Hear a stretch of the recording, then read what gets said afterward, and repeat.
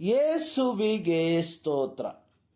ಇಂದು 29 December 2025. ಎಲ್ಲರಿಗೂ ಸುಪ್ರಭಾತ. ಈ ದಿನದ ಧ್ಯಾನ ಭಾಗ ಪೇತ್ರನು ಬರೆದ 2ನೇ ಪತ್ರಿಕೆ 1ನೇ ಅಧ್ಯಾಯ 5ನೇ ವಾಕ್ಯದ 2ನೇ ಭಾಗ. ಸದ್ಗುಣವನ್ನು ಧರಿಸಿಕೊಳ್ಳುವುದರ ಕುರಿತಾಗಿ ಸತ್ಯವೇದದಲ್ಲಿ ಸುವಿಸ್ತಾರವಾಗಿ ಬರೆದಿರುವಂಥದ್ದನ್ನು ನೋಡುತ್ತೇವೆ.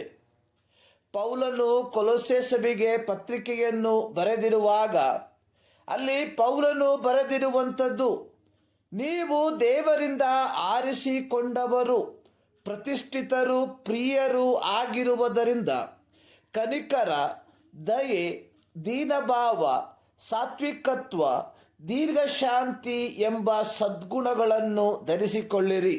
ಕೊಲೊಸ್ಸೆ 3ನೇ ಅಧ್ಯಾಯದ 12ನೇ ವಾಕ್ಯ. ಕ್ರೈಸ್ತರಾದ ಪ್ರತಿಯೊಬ್ಬರು ದೇವರಿಂದ ಆರಿಸಲ್ಪಟ್ಟವರು, ದೇವರಿಗಾಗಿ ಪ್ರತ್ಯೇಕಿಸಲ್ಪಟ್ಟವರು ಮತ್ತು ದೇವರಿಂದ ಪ್ರೀತಿಸಲ್ಪಟ್ಟವರು ಆಗಿರಲಾಗಿ ಅವರು ಸದ್ಗುಣಗಳನ್ನು ಹೊಂದಿದವರಾಗಿರಬೇಕು. ಇಲ್ಲಿ ಪೇತ್ರನು ಕ್ರೈಸ್ತರು ಧರಿಸಿಕೊಳ್ಳಬೇಕಾಗಿರುವ 7 ಸದ್ಗುಣಗಳ ಪಟ್ಟಿಯನ್ನು ಮಾಡಿರುವಂಥದ್ದಾಗಿ ನೋಡುತ್ತೇವೆ. ಒಬ್ಬ ವಿಶ್ವಾಸಿಯು ಈ ಸದ್ಗುಣಗಳಿಂದ ತನ್ನ ಐಹಿಕ ಜೀವಿತವನ್ನು ಸುಸಜ್ಜಿತಗೊಳಿಸಬೇಕು. 2 ಪೇತ್ರ 1ನೇ ಅಧ್ಯಾಯದ 11ನೇ ವಾಕ್ಯದಲ್ಲಿ ಪೇತ್ರನು ಹೇಳಿರುವಂಥದ್ದು, ನಮ್ಮ ಕರ್ತನು ರಕ್ಷಕನೂ ಆಗಿರುವ ಯೇಸು ಕ್ರಿಸ್ತನ ನಿತ್ಯ ರಾಜ್ಯದಲ್ಲಿ ಪ್ರವೇಶಿಸುವ ಹಾಗೆ ದೇವರು ನಿಮಗೆ ಧಾರಾಳವಾಗಿ ಅನುಗ್ರಹಿಸುವನು.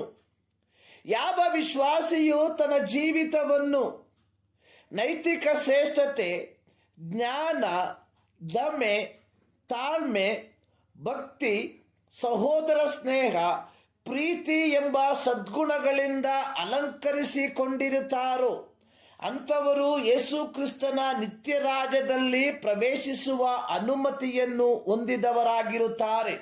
ಪೇತ್ರನು ಬರೆದಿರುವ ಮೊದಲನೆಯ ಸದ್ಗುಣ ಅನ್ನುವಂಥದ್ದು ನೈತಿಕ ಶ್ರೇಷ್ಠತೆ.